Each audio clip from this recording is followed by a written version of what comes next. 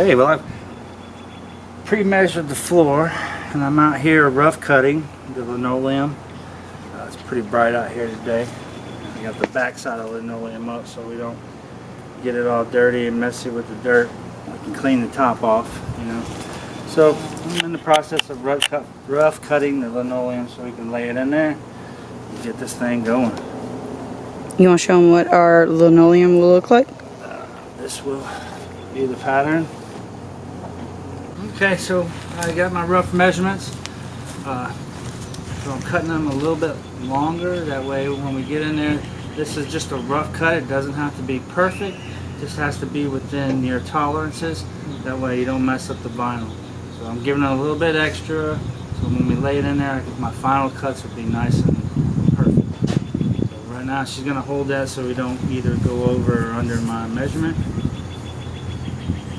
I'm just going ahead and marking it with a carpet knife. Boom.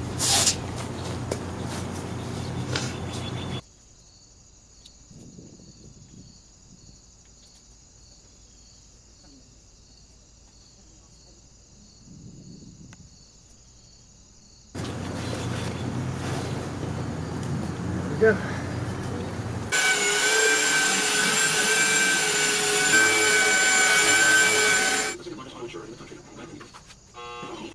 As you can see, I'm using my trowel when I'm doing my final cuts to help me maintain straight lines.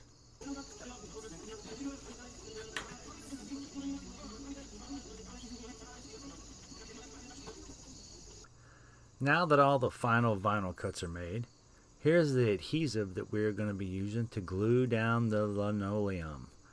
I start by rolling back the linoleum and applying the adhesive once I finally get the container open.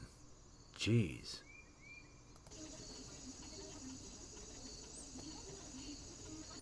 Once I finally get the container open, I started applying the adhesive with the trowel and decided to roll more of it back and apply it over a bigger area.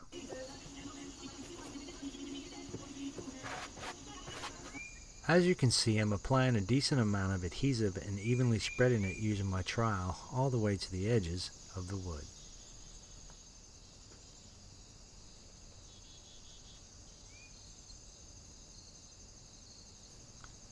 You will want to make sure you are spreading it evenly so as to minimize any high spots under your vinyl and remove any of the excess and put it back in your bucket.